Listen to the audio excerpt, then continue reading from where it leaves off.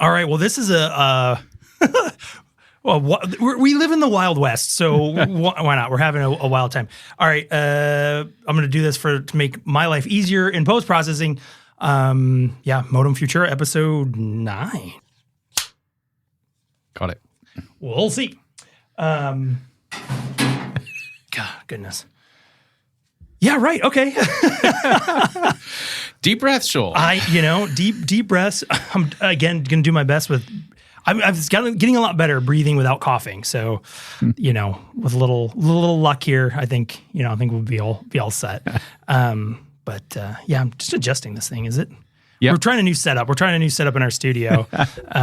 So, bear with us as we iron out all the basically, details. Which means if you're not watching the video, we have a whole bunch of tech between me and Sean. So Sean is disappearing into this cyborg blob. It is. I've becoming assimilated behind laptops, cameras, and microphones. Yeah.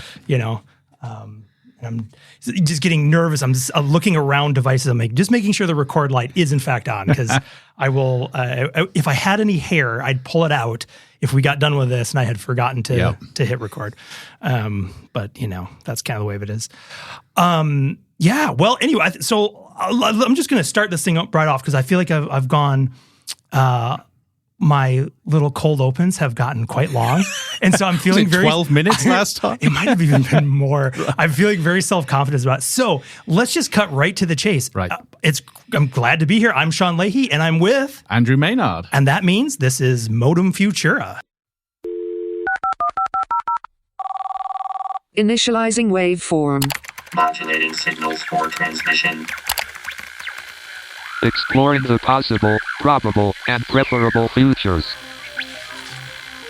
Welcome to Modem Futura.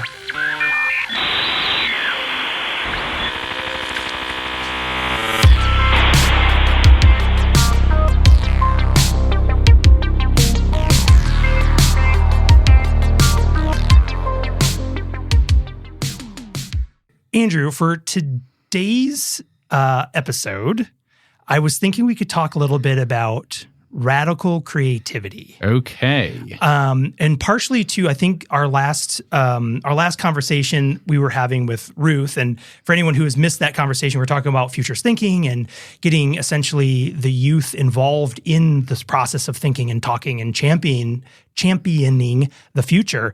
Also, I think really kind of brought this topic back because thinking about the future, as often we do, and thinking about this need for a new way of balancing and addressing these increasing uncertainties, the massive amounts of change and the speed of which those changes are coming. Mm-hmm. I don't think historically we're prepared to handle that as best as we could be. Yep. And I think that is one of these places where something sort of under this term of radical creativity really comes into play. Right. Yes. And really thinking about it in terms of what its role is for ourselves, but also the greater community of people thinking about change and the futures and technology, and what does this mean for me? What does this mean for my family, my society, my culture, all these things. Yep.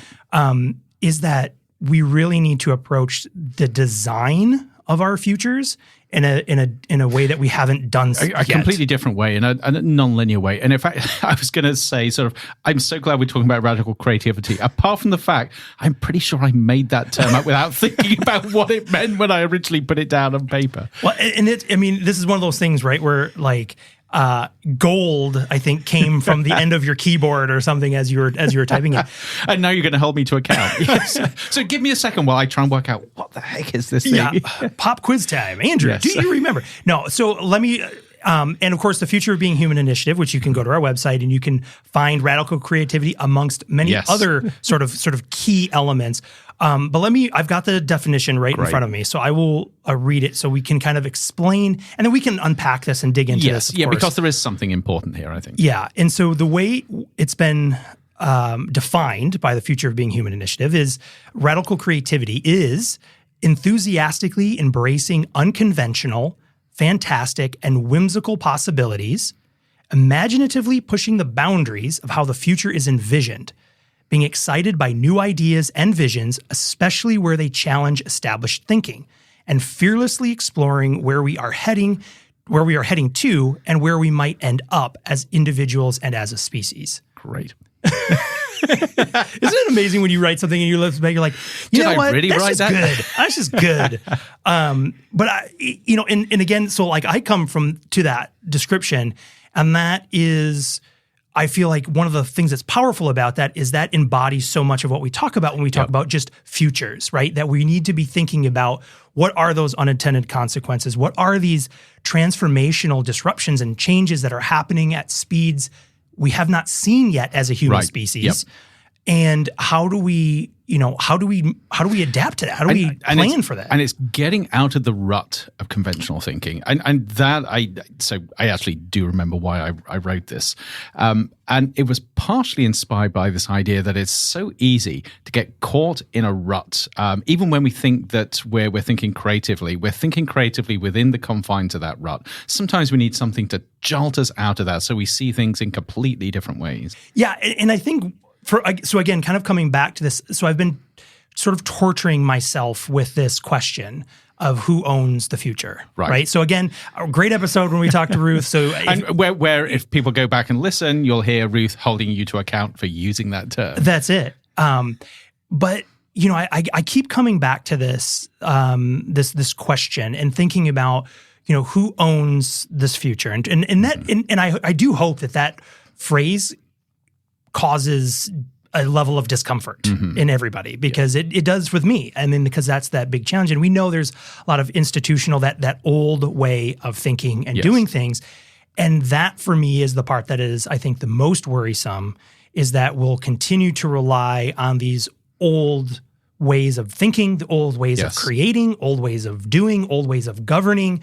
And that, I think, becomes very problematic when we're dealing with things. I mean, again, AI, we can just pick on that all day long because it's a great example that most people now are becoming somewhat familiar with in terms of at least the hype, right? But it comes on the scene so quickly that it outpaces our ability to sort of understand it before it's just being used everywhere. That's it, which means that we're trying to find a way of understanding it, if we're not careful, that is rooted in the past, is rooted in conventional thinking. So actually, there are some really good examples of this, even down to how people think about the brain. So quite often, in very simplistic terms, people think of the brain as a computer because we know about computers. So we use analogies from the past. The trouble is that locks us into a way of thinking that it's hard to escape from. So then the question is, when you're looking at really quite radical changes brought about by technology, how do we avoid getting locked into conventional thinking because we use analogs from the past and simply don't see that the whole breadth of possibilities that lie outside of those? Yeah. No, I think that's, I guess a question that just pops to mind is like, how do we break from that? And I have some things to say on that, but they are in themselves radical. Yeah. And I'm going to throw out a really radical one. Okay. Here.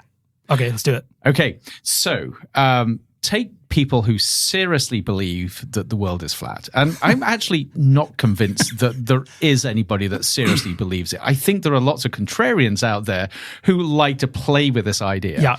But even those contrarians that are trying to mess with your mind by making you think that they believe that the world is flat, they are nevertheless seeing things in a different way. And of course, we can all argue that they're completely and utterly wrong, that the world isn't flat. The world is a sort of, it's actually not even a sort of a sphere. It's a spheroid. Blob. So yes, categorically, they are wrong. And yet just throwing something so contrary into the conversation jolts you out of conventional thinking.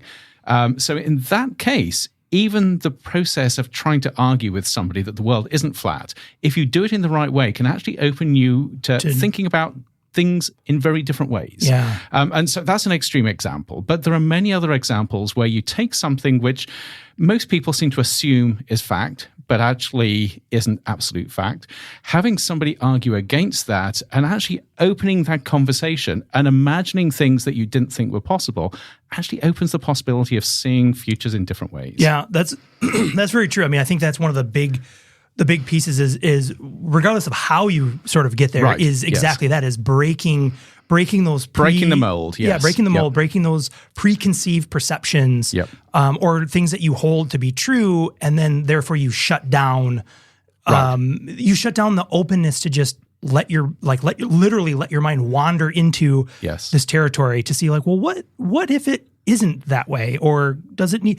And one thing, the flat Earth thing, I had to chuckle. I saw there was some meme or something posted somewhere, and it was just like funny things, and it was a social media post about some flat Earth society or Right. something, and it was like, we have more than, I forget the number, like 10,000 members around the globe. Right.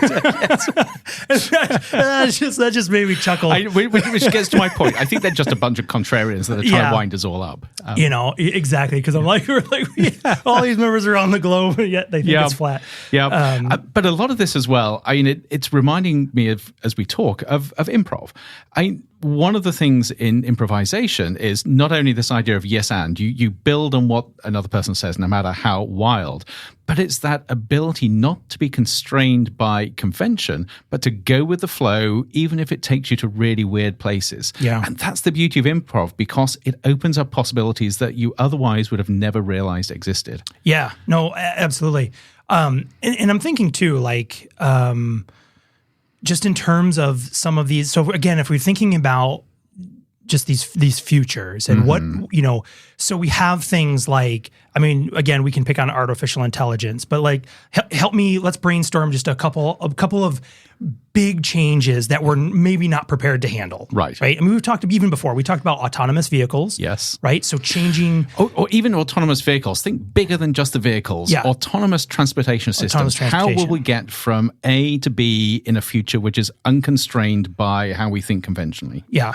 Boundaries, borders and boundaries potentially becoming dissolved in a sense of having these like more like free roaming digital passports, if you will. Right. But you can start to see a future where, and I think again the autonomous transportation also brings in this idea of, again, when we think about the futures, depending on how far, right? Because things take time. Right. But especially with like infrastructure, that takes a very long time. But you can start to imagine a world with autonomous driving where you can completely start redesigning city layouts, Right. city planning, reconstructing and reclaiming land that was used for, I mean, I forget what it is, but it's a staggering amount of square footage in the United States alone, for example, that's just devoted to parking lots. Right. Roads, okay, but parking lots. Yep. I mean, even just here, we're looking out the window, there's a big parking lot right there.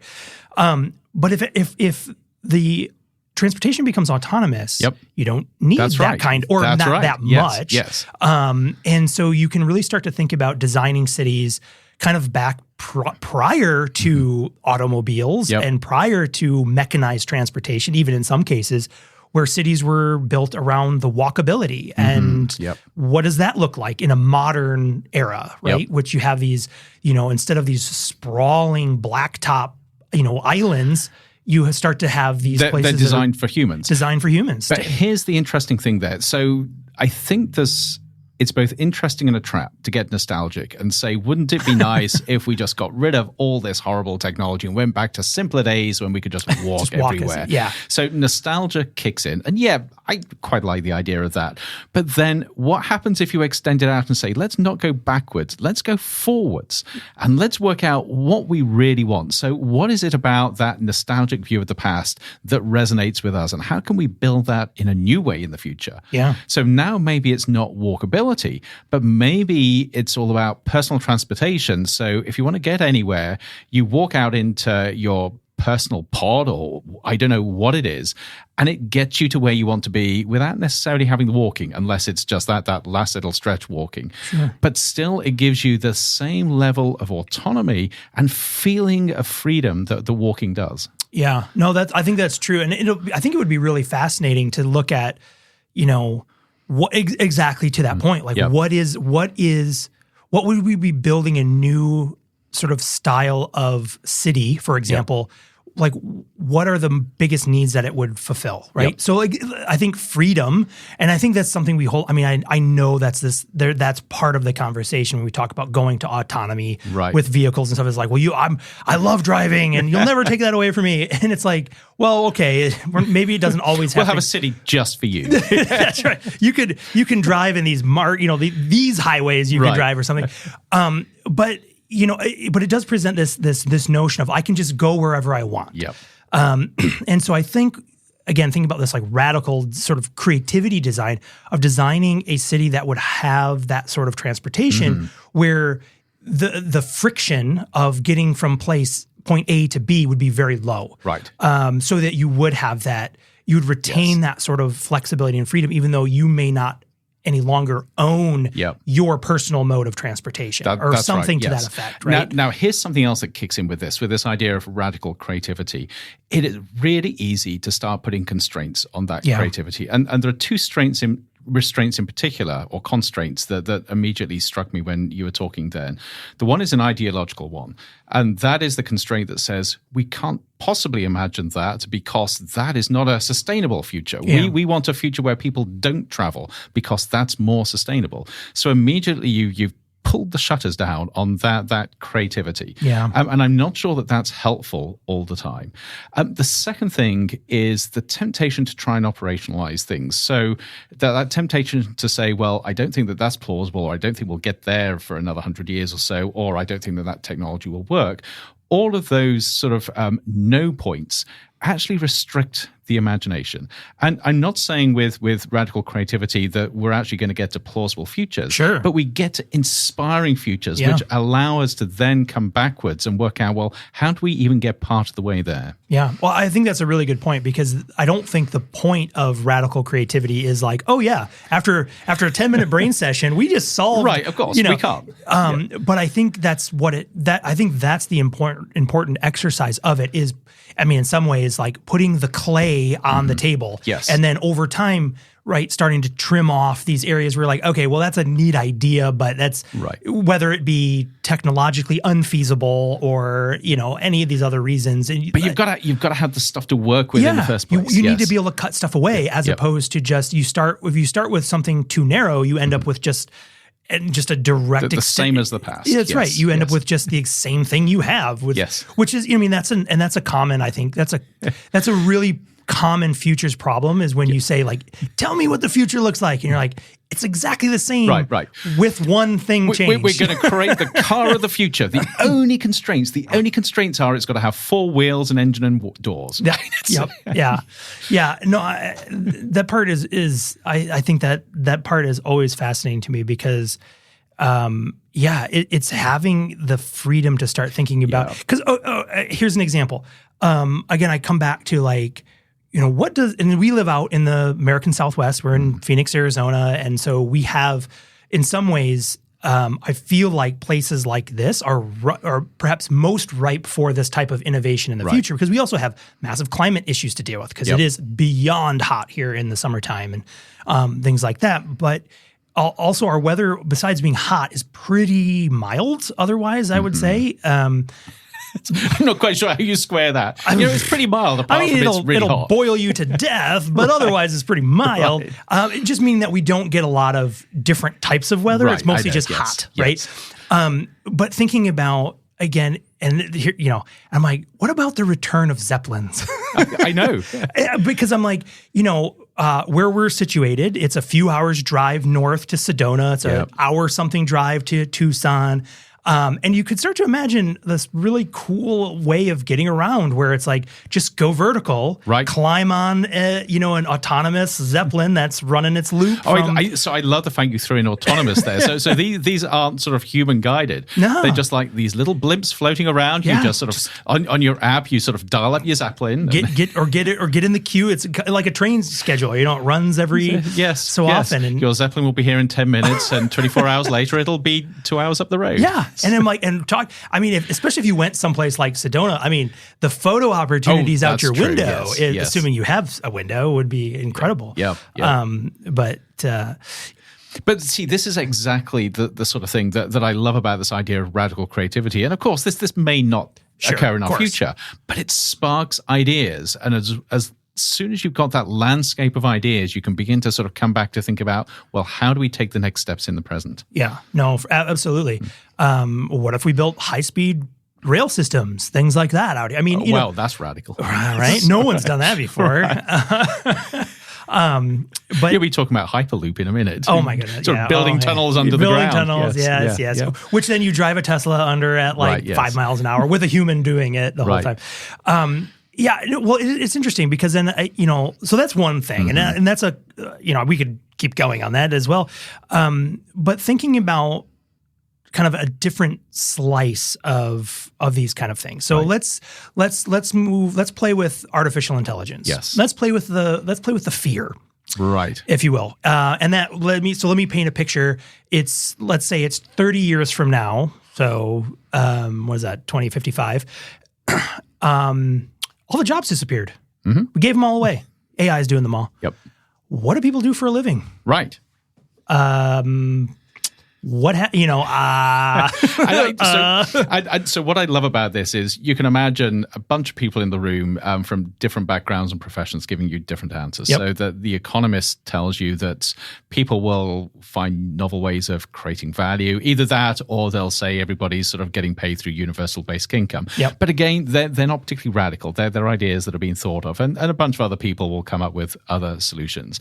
But I think it's much more exciting to think, okay, we've got humans. We like creating value. We like sort of problem solving. We like connecting with others. We like being part of a community. We like we like being in an environment where other people make us feel good. Yeah. So if there aren't the standard jobs that exist, presumably there's wealth being created somewhere by AI. So as long as you could have that sort of value sort of diffused through society, what would people do with their time where they can create connections, they can create community, they can be part of a community where people make them feel good as well as they make other people feel good.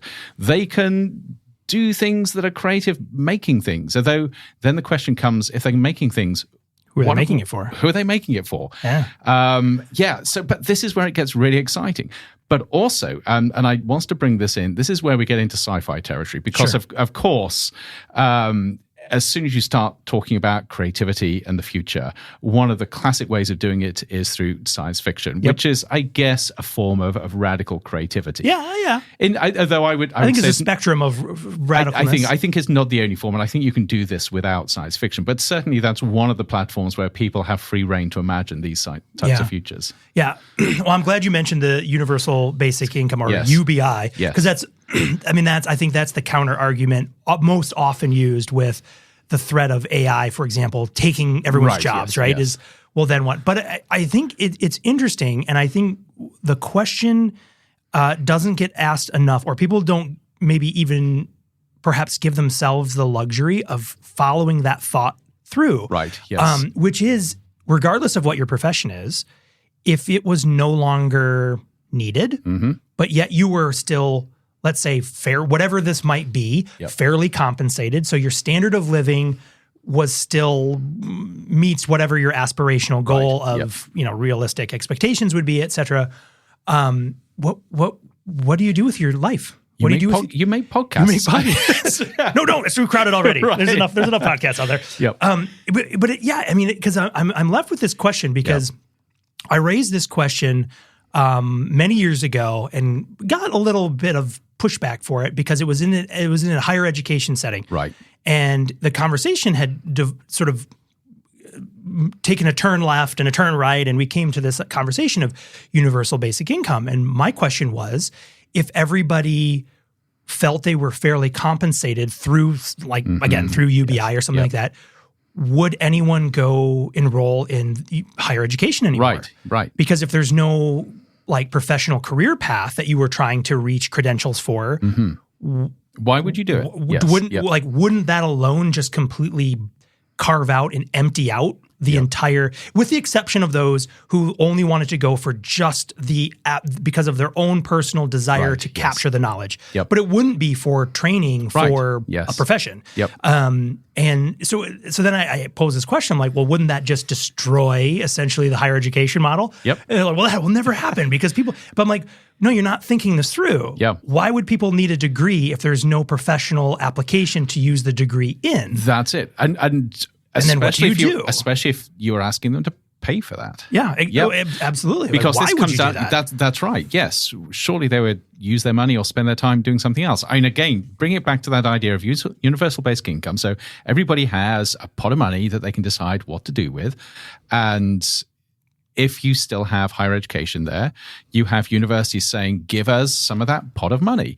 And then you've got to ask, well, what does the person get in return for that? Yeah.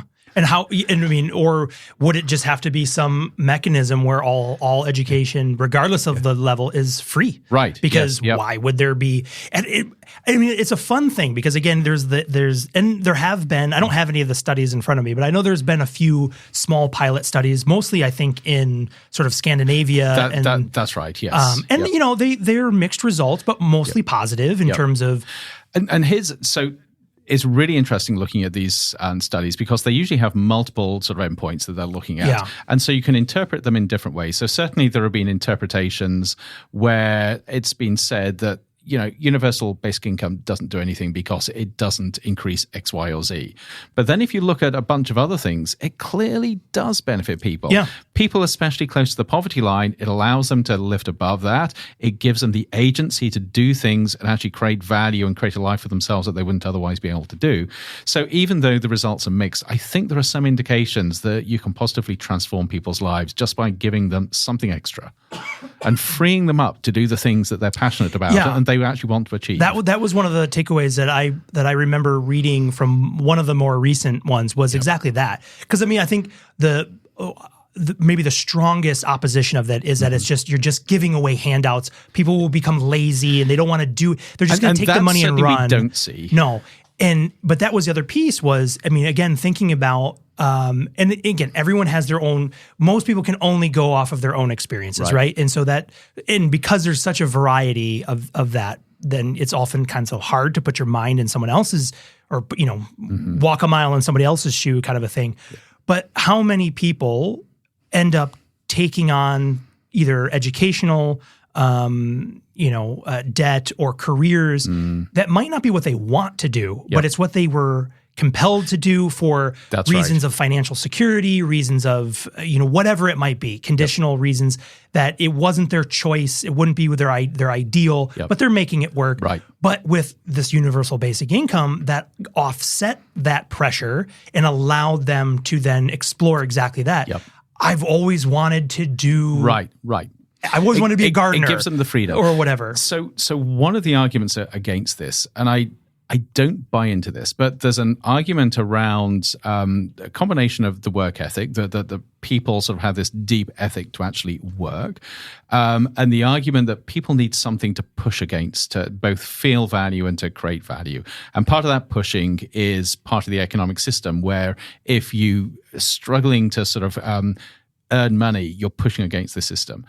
And if you have universal basic income, it takes away those drivers for sort of personal growth and the realization of personal value. I don't buy into it because you see that the people that have got an income above a certain amount, I forget what it is, it's $100,000, $200,000 or whatever, they no longer feel constrained by the need to make money. So it transforms them. Yeah. Also, you look at anybody who's retired, and you can be retired for 30, 40 years. Some people maybe collapse into a heap and sort of do nothing, but many people learn how to find value in their life when they don't have to go to work to earn a wage. Yeah. No, absolutely. Yeah, I think it's a fascinating. Again, one of the reasons I love sort of peeling that onion because there's so many layers to it, right? I mean, the first one is just that financial element, but then you start to explore exactly like when you're not working or compelled to work in something, where do you choose to spend your time and energy? That's right. And it's fascinating because people, and you start to think about, or at least this is where my brain goes often with this, as you start to think about what kind of renaissance would we create Yes. by allowing people to intellectually pursue the things that they find exciting? So I'm going to get even more radical. Let's do it. So we're going to keep turning this dial up. I know, yes. Just like the heat in the desert. We're And gonna keep turning I it up. think I've got a couple more notches at least to go. So now imagine this future where most jobs have been taken over by AIs. We've got AIs effectively sort of managing or governing society, which frees up humans to do all sorts of different things. And yet you potentially have a crisis because people haven't been trained how to be creative, how to create value when they don't have to work. Now you can imagine a future where you have a bunch of AIs who are given the goal of human happiness and human flourishing. And they look at this society and they project into the future and they look at this possibility of people getting bored, people getting despondent, people just not doing anything because they don't know what to do with their time. You can now imagine those AIs working out, how do you create a society where people find different ways of creating value? People are excited about the things that they can do. And I don't know what that looks like, what the AIs will come up with, but maybe it's a new form of learning and education where people learn how to be creative. People learn how to thrive in a world where they don't have to do a job 10 plus hours a day. I think I know what the answer is. Uh-huh. All right, you ready for this? Go on. And this dial does go to 11, so we have some room. The AI create a simulated universe where the bored humans can assume an avatar of a human in where you have to go to work. In 2025, where you have to go to work and pay taxes and do all that stuff. And what a fun game that'll be. Right. Yes. I think you've just proven the simulation hypothesis. This is where we are. We got so bored that we created machines that created a simulation where we have to go back to work. Right. And it's just, the show's not for everybody, but if you're a fan of Rick and Morty, there's the game they use on that is it's called Roy. And that's exactly what it is. You put this VR headset on and you live a life where you're I think in the show, he's like a carpet salesman or something, but it's that whole thing. And I'm like, see, this is a recursive. That's where we discover the recursiveness of these nested universes. I know. Where, yes. Is it possible that that's the end of the road is the beginning? Right. And you come all the way back. You get back to reincarnation. I've always wanted to drive a dumpster truck in my next life. Yep. You're like, all right, in my next avatar, I really want to do this. Right. Yeah. No, it's wild. but another aspect. So, okay, that's taking us one slightly weird way. Yeah. Another interesting way, and so this is radical in one sense, but it's not in another sense because people have written about this, is the idea of a post-scarcity future or radical abundance. The idea that it is so cheap to produce stuff, whether it's material goods or whether it's infrastructure or whether it's energy, that humans no longer need to toil to create the same stuff. So then it's exactly the same as looking at sort of AI creating everything. But what do we do when we live in a world where anything we want, we can have? Yeah. And I find it fascinating. It's very, very scary because it feels totally sort of counterintuitive to how we live our lives. But certainly many authors, including Ian M. Banks, the sci-fi writer, have written about this, trying to imagine a future of how... Where there's no wants. That's right. Yeah. What happens? What does human flourishing mean or species flourishing mean in a future where we can have anything we want? Yeah. I mean, apologies again. Going to make my life hell. Yeah, but you know what's going to happen. You're going to cut out the cough and you're just going to have the apology. I accept. Just put that on loop. I just needs to be a button. I'm sorry. Well, exactly. Because I think people, it's sort of like, there's a great podcast called Greeking Out. It's all about Greek mythology, and it's meant for kids. I listen to it with my kids. But it's so funny for me listening to that podcast about all these Greek, so all these sort of those tales come back, right? And it's like, be careful what you wish for. Yes. Right? Those same things. Well, if everything was free, we didn't have to worry about anything, wouldn't that be great? But then it's like, but exactly, then what do you do if there are no wants? Right. And what then would, if there is such an abundance, would that eventually collapse? Because eventually nobody would want to make the thing because there's no compensation for making the thing. Right. So it's like, why would I give my time and energy, or are we stuck in a rut of assuming that how we are now is how humans will always be? Maybe as humans we will change. The things that motivate us will change and alter. Yeah. So we're not constantly fighting as if everything is scarce. No, well, and what comes to mind too is I think about Harari and some of the I forget which book, but calling out just these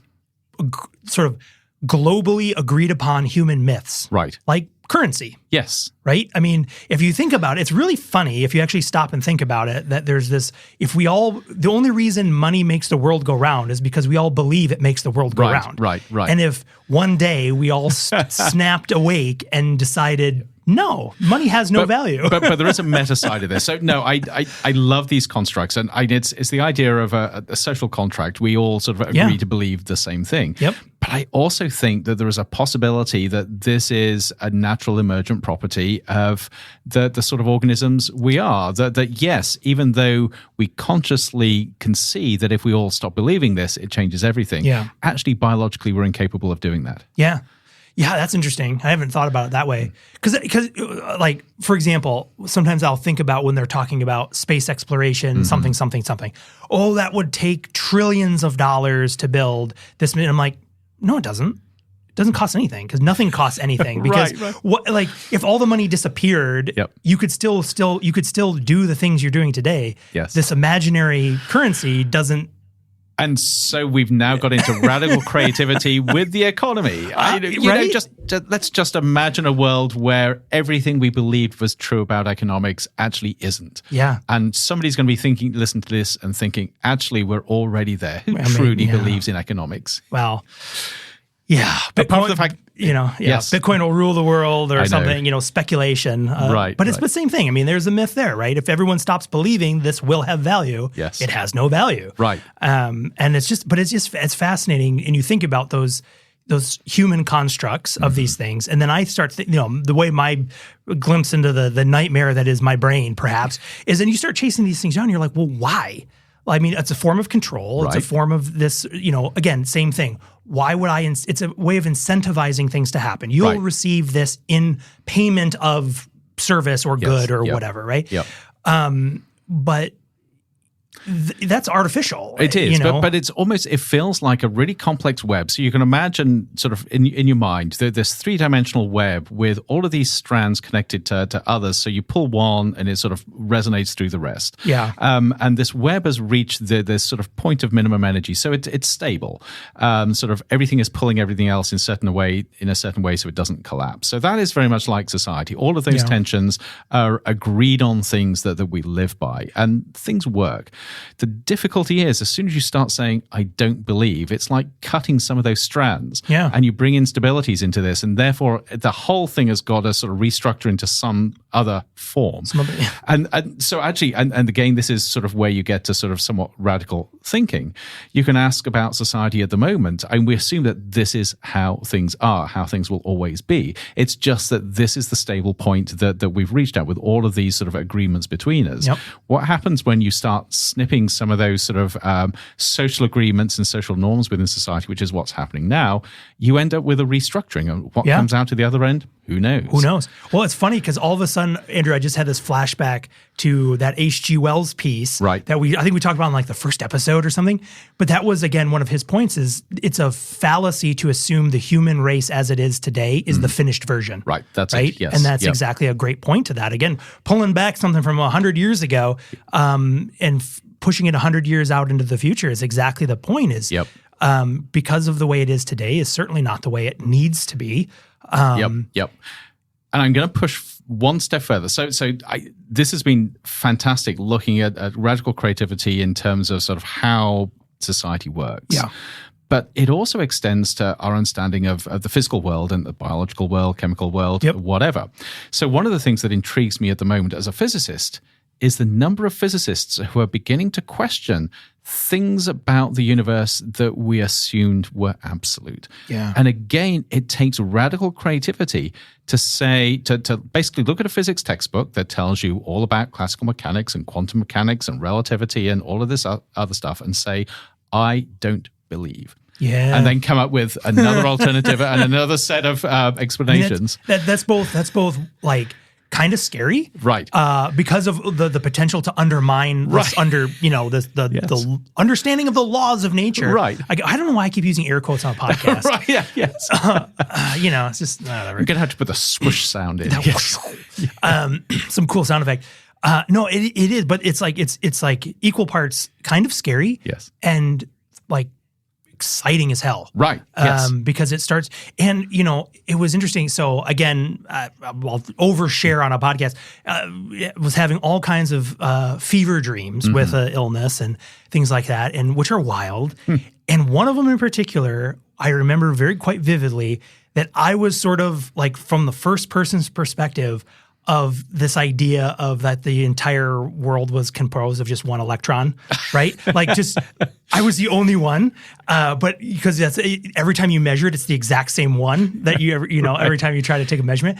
But it was this bonkers dream where it's incredibly vivid, but it was me just like at that like subatomic level, just zooming through the universe. It was bizarre as all get out, but I woke up just being like, wow, that's fascinating. Right. But then you start hearing these conversations that, and I think there's so many wonderful questions.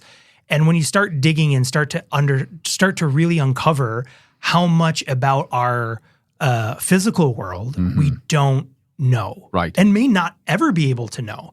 I'm reminded too about a simple question, right? What happened before the Big Bang? Right. And interesting that I think I was watching a clip, I think it was with Brian Greene or somebody. And this is the point where a physicist would say, you're so caught up in this idea of time. You just need to break away from your very primitive concepts of time. I mean, it's this, but then it's like the question doesn't even make sense. Right. Because if it's before time, then it's like, and I think the analogy that I saw being made is like, if you ask somebody like, where's north? And they keep pointing, you keep asking, eventually arriving at the true North Pole and saying, where's north from here? Yes. The question is meaningless. That's right. Wrong question. Yes. And so you thinking about that in terms of also like the origin of that we know it, or at least of the origin of our universe. Yeah.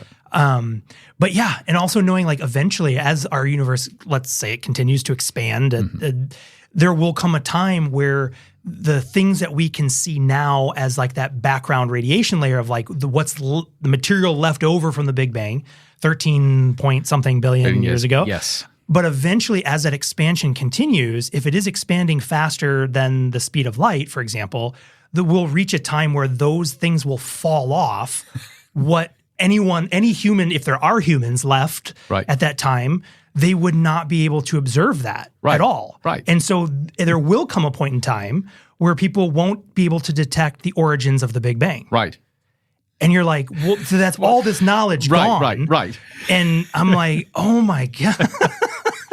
But this is why physics is such a beautiful playground for these things, because there are so many ways in which you can push the imagination. And actually, two things I think are really interesting here. One is this seems to be intrinsic to who we are as humans, just that delight in both imagining things, but also the awe and the wonder when you begin to realize that this is a plausible reality. Yeah. And I think beyond anything else, that the value of wonder is deeply underrated. Yeah. And it's a wonder that you get from radical imagination, radical creativity, that ability to be able to see and imagine things that don't currently exist and just go, wow. Yeah. So that in itself, I think is if that was all there was, I think radical creativity is inherent in who we are as humans and how we sort of create value, which is personal to us. Yeah. But also that ability to use that understanding of thinking differently about the world we live in, and then asking, okay, after that wow moment, what does that mean for us now? What does that mean for our journey between now and the future we aspire to? That, I think, gets quite incredible as well. Well, and that, I mean, again, not to just continually pull in other episodes, but that's where the skill sets learned in futures thinking, because that's that backcasting ability of thinking. That's it, yes. Wow, wow, if we could have this future with this wonderfully designed city, and I'll throw in the Zeppelins again for personal preference.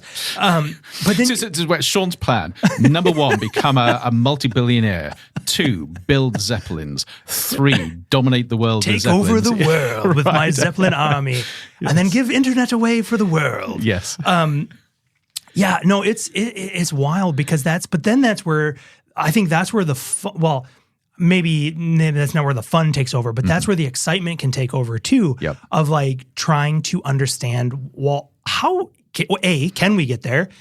How would we do that? Right. What are the things that I need? What are the things that I or we or collectively we need to do to envision that? Because what's the alternative? And the alternative, there's no shortage of a dystopian version of some future that would be the alternative if things don't go, don't go well. And even in that pathway, you can begin to think about ways in which good intentions lead to bad outcomes, which is all part and parcel of this process. Yeah, of course. I mean, with all technology, right? I mean, there's always, that's kind of that kind of goes hand in hand with any innovation you can use it to, I think about like things like the transporter, Star Trek, right? With the transporter, I'm like, oh, that's cool. You could travel anywhere, but then you're like, yeah, they'd probably just use that to show up somewhere, assassinate someone, disappear, and the whole world collapses. It's the case of, this is incredible. You can do this, and kill people. Right. It's always kill people. It's always that angle. But the other thing, another topic I wanted to throw out, because I think it provides also, in some ways, a tangible pathway to some of the radical creativity and thinking again, or I would even say radical redesign of human existence, is our interplanetary colonization. Yes. So putting humans on the moon. Yes. Putting humans on Mars. Obviously, and for those who are a little uneasy about the word colonize, true. So create communities, communitization. Establish. I have no idea what the word is. Actually. Yeah, what is a good word? I mean, you're right. That is a word that's very loaded. Yes. Inhabit. Yes. Habitations. Visit. Long-term visit. But so because that's one for me. That's one. So that always comes with such a mixed bag. Yes. Because, there'll be people, and obviously there's a large growing contingency that are like, put people on Mars. We're going to again, their words, not mine. I know. They're going to colonize Mars. Yes. And that's all fine and good.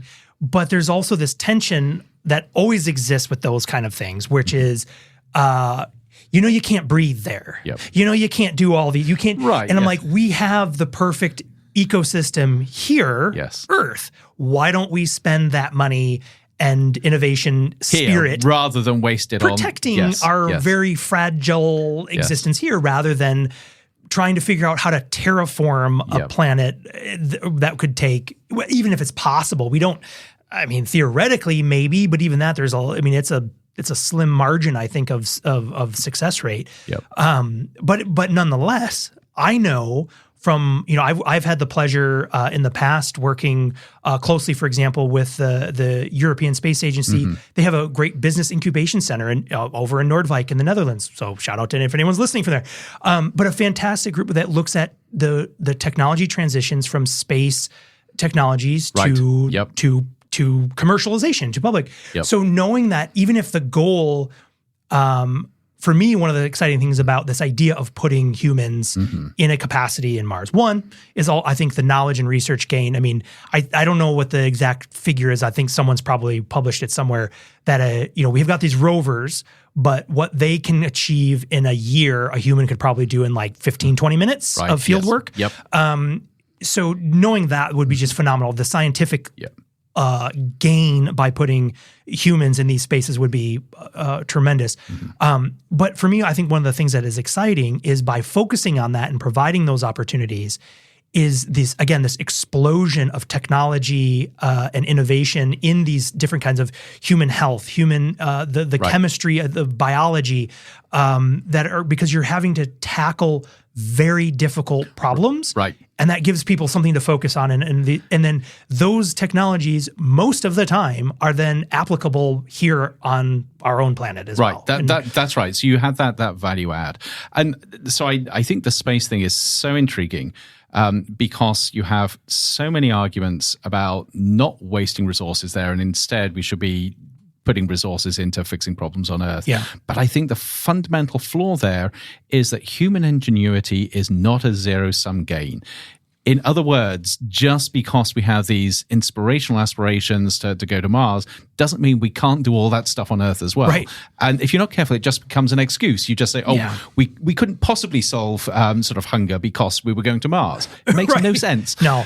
Well, especially if you look at the actual spending, right? You look at, I mean, I don't know, again, I don't know what it is off the top of my head, but NASA's budget is a fraction of infinitesimally small number compared to something like military spending or, these kind of things. And you're right. It's like you can do both. That's right, yes. But also, I mean, I'm thinking just even today, the amount of technological affordances that everyone enjoys as a result of like the NASA space program from the 1950s. Because it pushes our imagination and our creativity forward. I mean, if you think GPS on your phone is cool, you owe that to the space program. Yes. I mean, it's like all You mean it's not just Velcro anymore? The number of years that I was told that the most amazing thing coming out of the space race was Velcro. Which is pretty awesome. Right. I mean, I will say that is pretty awesome. Right. No, but it's wild. And I think I think for me that's one of the exciting things to think about because I mean, even just psychologically, right? So even understanding humans better with, for example, human space flight to Mars, right? Because of the duration of time, right? And thinking like, well, what happens when you put humans in a tiny little cylinder in a very harsh environment? You slingshot them out into space and trying to, in an intercept orbit. It's going to take, the shortest I think is a couple of months, but more realistically, it's around a 9 months, a 9 month journey. If you've ever taken a road trip with, with a full car of people, it doesn't take that long before you're like, we need to, stop the car, everyone out, you can't do that. You didn't realize that was the training. Road trips were the training. Oh my gosh. Or if you've ever taken a canoe trip with somebody, I hope this person isn't listening. Well, very quickly if you could survive a trip to Mars by first taking a canoe trip with somebody. But again, the investigation in the human psychology of what happens and how do we, because I think the application to that has far more wide-reaching results than just human space flight, but also just understanding better how humans can cope with difficult people, with difficult situations, yes. And what we can learn from those sort of very sort of like, acute, high intensity observation, because of course those things will be studied beyond belief. But yeah, it's almost the idea of we live in a bubble with a boundary there, and the closer you get to the boundary, the harder it is to understand life within the boundary. In order to fully understand it, you've got to go beyond the boundaries. So this is where practically looking at life on Earth, to really understand how to flourish on Earth, we've got to go beyond the Earth's boundaries. Yeah. Yeah. I am reminded too, it's been years, but I was at a visit to Biosphere 2. Yep. Just down the road from us. Basically somewhere, it's like it's in Oracle, which is just outside of Tucson. Yep. And that's a fantastic place to visit because it's this, it serves fantastic for many reasons. It has a long and storied history. Yes. And also an example of why individual paid science doesn't always work that well. But still, now it's owned and operated by the University of Arizona. But it's fascinating because you walk through this and they've constructed all the biomes, including the ocean. And it's just incredibly cool to see what this looks like at the surface level, but then to see the sort of interworkings, like the underbelly of these things. And one of the things that was very, very quickly understood was how incredibly complex it is to try to artificially create what occurs naturally on the planet. Yep. And so again, kind of coming through this experiment of like, well, what if we just created a biosphere of existence? Is how hard that how hard that is, because you're trying to, in some ways, technologically replace Mother Nature in Right. that sense, right? Yes, In that yep. it's not so, Yep. things like forgetting the fact that if you put a UV coating on the glass so you don't get sunburned, the bees can't do their Right, work. yes, They yep, died. Nothing yep. gets pollinated. Your crops all die. Oxygen depletes everyone. I know, yes. You suddenly discover it sort of runs away. what makes Biosphere 1, which is actually the Earth. Which is us. So special. Yeah. Yes. Yeah. Yeah. No, it's fantastic. And so that's always just been Yeah. a point for me that's been so fascinating to just chew on mentally. Because again, I mean, going back to the kid, I remember reading an article in like Discovery magazine about potential flights to Mars, and they were saying probably in 2020 time frame. And I remember being like, all right, how old will I be? And now, of course, And could you be on it? yeah, exactly. And now, but then also there's this dual element with space exploration of sort of disappointment of like Yeah. humans, we're not like, it's not in our cards because our lifespans aren't long enough and we're too fragile. I know, but that sort of ties in with so many other things, including sort of life extension and engineering our bodies. But the other thing that I find fascinating here, you go back to sort of humans on Mars, and I was going to say I'm conflicted here, but I'm not, because I can hold both views. On one hand, I find it incredibly inspiring that just the possibility of having people living and walking on Mars, utterly amazing. Yeah. And yet there's the other part of me that kicks in and thinks, what a stupid idea. Humans, there are 1,000,001 ways of dying on Mars. I mean, Mars is a failed dead environment. Something goes wrong, you're dead. You're dead. That's it. Why would anybody conceivably do this? Yeah. And yet still the inspiration of that radically creative idea that we could take ourselves out of our natural environment and create an artificial environment on another planet and experience that in the flesh, I just find amazing. So it's definitely a yes and. Stupid will never happen. Utterly amazing. I can't wait for it to happen.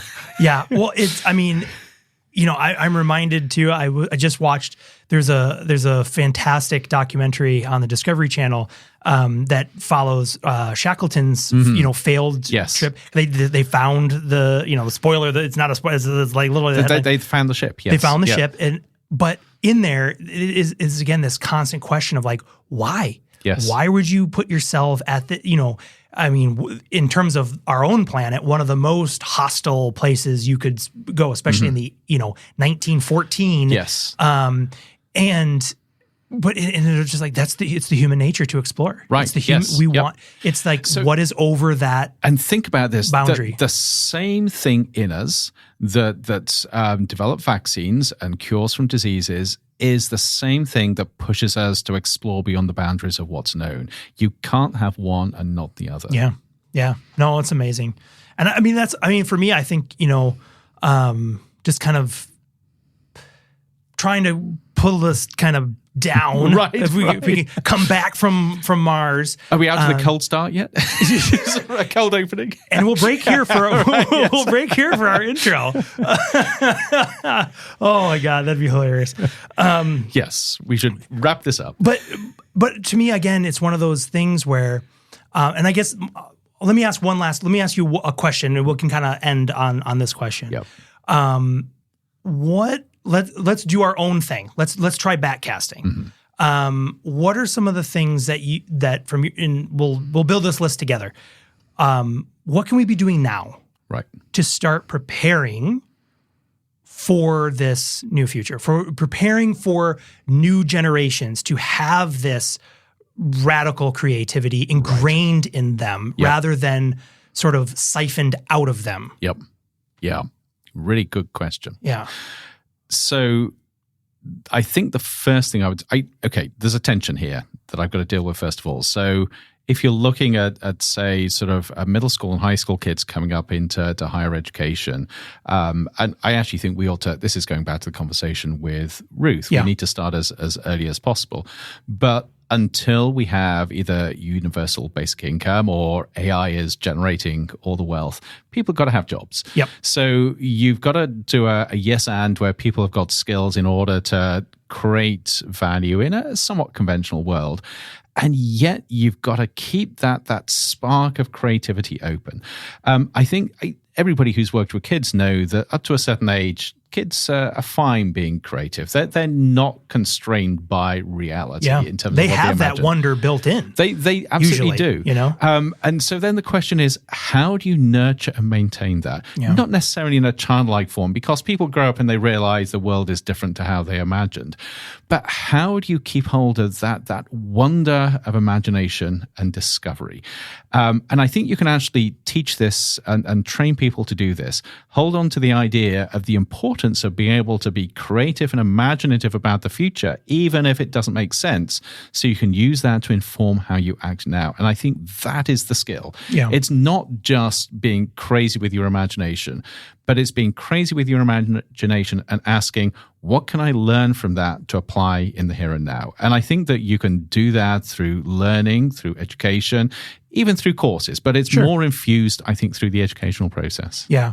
I would agree. And I think, I think we've probably had this conversation a few times around also in the immediate future, right? Is exactly that, is how do you start to infuse these concepts and ideas, regardless of what the professional track somebody might be on, right? It doesn't, I mean, from my perspective, it doesn't matter at all whether you're going to end up, in a trade, or you're going to end up in, banking, or like fill in the blank. I don't care.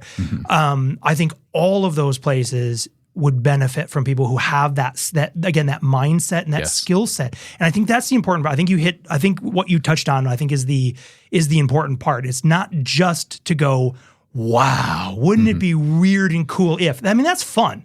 But it's then having the skill to say, okay, let me grab onto those elements that are perhaps more salient or more clear, and how do we get there? How do I do that? How do I prepare for that? Or, and again, that preparing for it could be to go towards it or go away from it. I mean, it doesn't, And I would say there's a critical part of this. I think there are many parts, but one of them is being open to the ideas of others. So this takes us all the way back to flat earthers.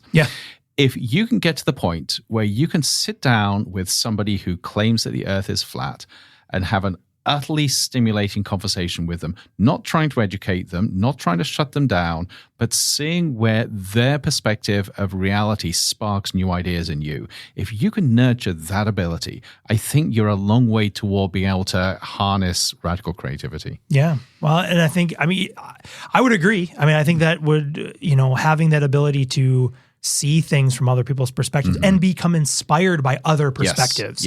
And having the freedom to know whether, the scientific accuracy, for example, you can suspend. I mean, we suspend reality all the time. Right.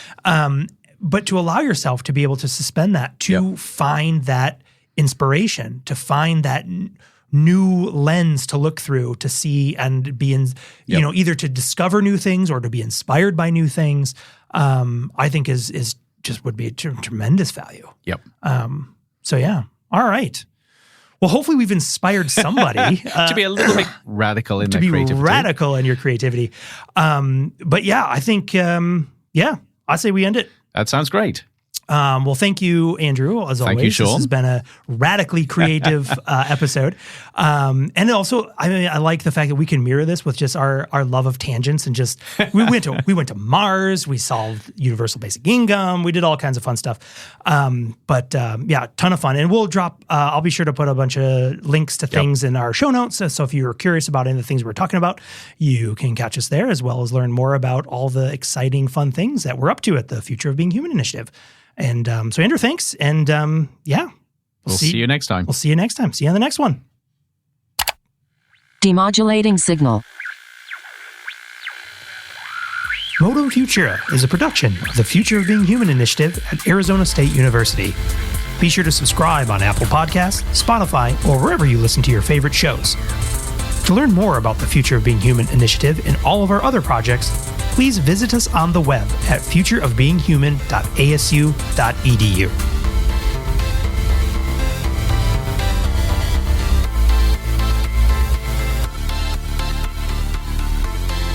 End transmission.